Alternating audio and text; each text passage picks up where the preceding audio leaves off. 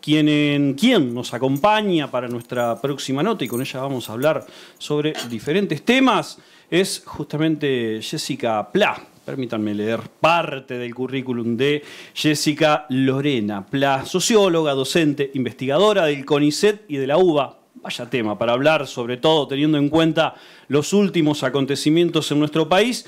Bueno, vamos a hablar sobre diferentes temas con Jessica, a quien ya le damos la bienvenida. Bienvenida, ¿cómo va? Hola, buenas tardes. Muchas gracias por la invitación. Por favor. Tiempos difíciles para investigar el CONICET y sobre todo defender la universidad pública. Sí. ¿Cómo has visto lo último que se dio? En Santa Fe tuvimos una marcha histórica, por lo que vimos en los medios de Buenos Aires también, pero ¿qué se percibe en todo este clima tan revuelto? Bueno, es un clima así, bastante revuelto. La marcha, la verdad que fue muy exitosa, había mucha gente de diferente signo político. Creo que ahí fue un acierto de parte de todos los rectores y rectoras de las universidades nacionales de hacer una acción concreta en conjunto, de reclamar en conjunto por la universidad pública, por la defensa de eso, ¿no? De lo público, del lugar que nos encuentra, de la gratuidad. Si bien no estaba como en el eje, creo que había mucho de eso, ¿no? De defender la posibilidad, por lo menos que exista la posibilidad.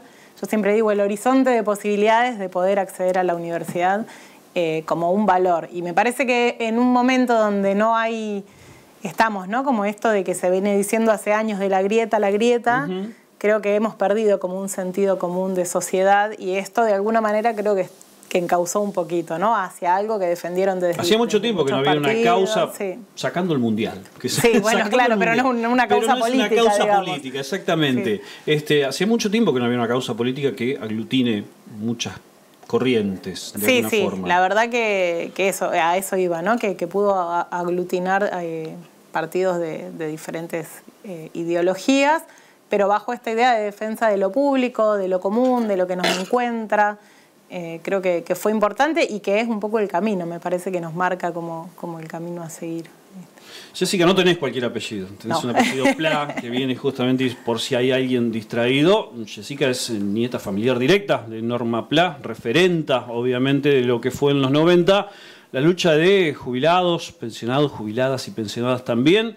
Es muy común toparse en redes sociales, sobre todo, con algún video de Norma defendiendo sus ideales y en algunos casos hasta parece calcado decir, bueno, este argumento hoy tranquilamente se podría usar. Sí, en algunos casos hasta las situaciones son calcadas. Sí. ¿Por qué lo cíclico de la historia? ¿Por qué se repite? ¿Por qué estamos en un punto cero de partida como estábamos en los 90 en algún punto? Sí, no sé si estamos en un punto cero. Creo que los programas políticos, digamos, las opciones de cómo llevar adelante el gobierno del Estado en nuestro país siempre fueron como en dos ejes, ¿no? Ya gobiernos peronistas o gobiernos antiperonistas o gobiernos radicales más de derecha. Y en los últimos años creo que eso tendió como cada vez a exacerbarse más hacia gobiernos más de derecha. Pero yo repasaba, yo defendí mi tesis de doctorado en el 2012. Repasaba el otro día unas cosas de la tesis porque sabía que ahí lo tenía muy sintetizado de la historia argentina. Y sí, el programa de la dictadura es calcado a lo que discutimos, a lo que escuchamos hoy, ¿no? En discusiones. La libertad de mercado, la posibilidad de no controlar o no intervenir en la relación laboral. Desmantelar la situación productiva del país. La situación productiva del país, el abrir las importaciones. Entonces creo que lo cíclico tiene que ver con eso, con que en momentos gana un tipo de gobierno que avanza hacia una serie de derechos y hacia establecer un marco normativo e instituciones que regulen sobre todo esa relación salario-trabajo, y en otro momento hay como un retroceso que digo, bueno, nada, ahí hay una opinión política en mi palabra, ¿no? Que cuando me refiero a retroceso en el derecho de trabajadores, trabajadoras, jubilados, jubiladas, infancias, adolescentes y otros tipos de poblaciones. Pero es innegable el retroceso, por lo menos con este gobierno, desde el 10 de diciembre para adelante, desde la ley de alquileres, desde las paritarias, desde la situación de salarios, como recién lo mencionabas, digamos, es hasta te diría que es una palabra que no utilizo mucho, pero en este caso me parece que viene bien, es objetivo el retroceso. No hay forma de refutarlo en ese sentido. Sí, yo creo que hay cosas que son objetivas, que es la reducción de la capacidad de compra del salario real, ¿no? De cuánto podés comprar vos o qué podés hacer con tu salario, en donde hubo una devaluación muy grande que tiene claro impacto en eso. También la posibilidad de acceder a una serie de derechos, ahora está en discusión, ¿no? De poder acceder a una moratoria previsional para quienes no tienen aportes. En ese sentido, sí, para nosotros son objetivos, para nosotras son objetivos en el sentido que interpelan o interceptan directamente sobre la vida cotidiana de las personas que trabajan, ¿no? En las posibilidades de desarrollar su vida, de poder pagar un servicio, no sé, quienes tienen familia, de poder comprarle ropas a sus hijos, a sus hijas. Y ahí creo que está claro, digo, porque hay muchos indicadores, no solamente el salario, pero la capacidad de compra, la capacidad de ahorrar, la capacidad de planificar, de poder tener un dinero separado para decir, bueno, si pasa algo tengo este dinero, de poder prever y de no estar urgido. Y es importante, digo, señalar que eso lo cubren los marcos normativos, ¿no? Las instituciones, porque cuando se dice esto de defender derechos, a veces queda ¿Es de quién? ¿Es de quién? En el aire, ¿no? Entonces las instituciones deben defender los derechos de la gran mayoría de la población, ¿no? De poder planificar su vida y de poder acceder a determinadas oportunidades. Creo que ahí englobaba un poco esto de lo público y la defensa de la universidad pública, ¿no? A medida que pasan las crisis, yo tengo por lo menos cabal recuerdo desde 2001 en adelante. Esta es la primera que me toca como trabajador y no paro de escuchar que el nivel de profundidad de esta crisis no se vio en la dictadura, no se vio en los 80 al final del gobierno de Alfonsín, no se vio en el 95 con Menem.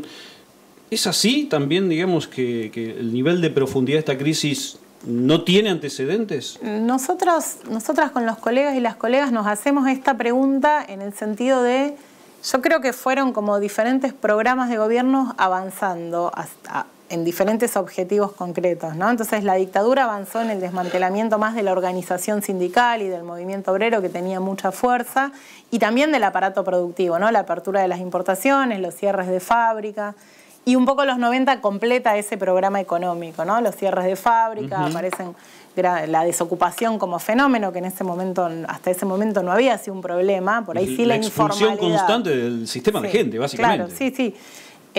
Y la crisis del 2001 es una crisis también macroeconómica donde explota la convertibilidad, que es un poco hacia donde nos quieren llevar ahora en el programa del gobierno actual.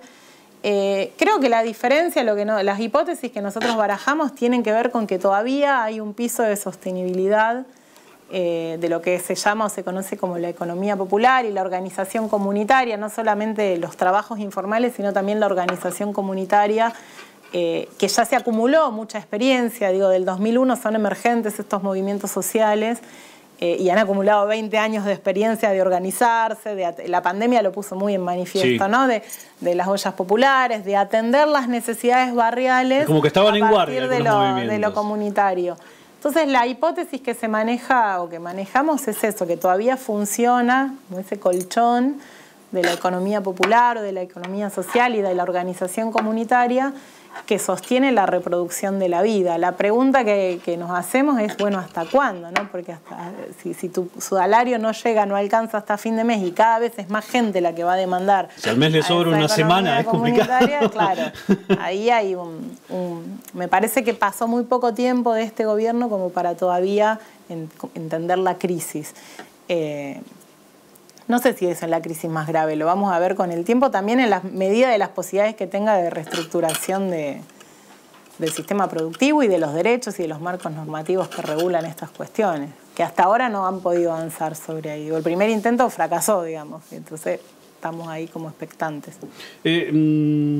No sé cómo se miden estas cuestiones y también si hay antecedentes después de haber salido de una pandemia que duró muchísimo tiempo. Nos agarra una crisis de este tipo que es social y económica, si los dos procesos están muy juntos, si no nos alcanzamos a recuperar de uno, que vino otro, ¿Cómo se mide eso investigativamente desde el punto de vista de la academia, desde los sociólogos, desde lo sociológico? Nosotros la pandemia, en términos más de pensar las estructuras económicas y los procesos económicos y laborales, lo señalamos la pandemia como que vino a irrumpir sobre una crisis que ya venía, que venía además también del desmantelamiento de unas instituciones y del espacio productivo que había generado el gobierno de Mauricio Macri. Entonces, como que la pandemia nos agarró como en esa crisis, ¿no? En una crisis de los salarios, de los ingresos, del mercado de trabajo. Y como que la economía nunca logra recuperar, y si lo vemos desde las personas que trabajan, no se logran recuperar ni los salarios anteriores a la pandemia, que ya venían devaluados, ni siquiera los puestos de trabajo, ¿no? Los puestos de trabajo que se crean, que eso se mide con estadísticas, y la pregunta es si vos trabajás, si haces alguna actividad. Después se mira cuál es esa actividad, si tenés obra social, jubilación, pero también se cuenta a las personas que hacen trabajos informales. Pero hay un núcleo familiar de 4 personas, con 2 que trabajan con salarios mínimos, vitales y móviles, hoy son pobres. Sí, hay un nuevo fenómeno. Hay un dato estadístico que personas en blanco son pobres. Sí, el 30% de las personas que trabajan viven en hogares que son pobres, y que a mí me interesa siempre... Somos, sí, absolutamente. Pero que es interesante entender qué significa esa pobreza, ¿no? Porque a veces usamos estos conceptos como más del ámbito académico, del ámbito profesional. Ser pobre en ese sentido implica no poder comprar los bienes, los materiales, las cosas que necesitas para llegar a fin de mes. Exacto. Es muy claro el concepto de pobreza en eso. Y eso es... Y un sesgo económico. Y un sesgo económico, sí, obviamente, pero mide eso, no poder llegar a fin de mes, ¿no? Entonces, ser pobre no es cualquier cosa, es no poder llegar a fin de mes. Y otras encuestas que preguntan esto, ¿te alcanza para llegar a fin de mes? Coinciden los datos, ¿no? El 40% de la población dice, no llego a fin de mes. No llegamos, digo, y en un contexto donde están subiendo las tarifas, donde todo se está incrementando, los precios de los alimentos, cuestiones básicas para la vida cotidiana de una familia, eso está creciendo, digo, queda por ver qué va a pasar en los próximos meses. Jessica, muchas gracias por tu tiempo. Gracias por la invitación.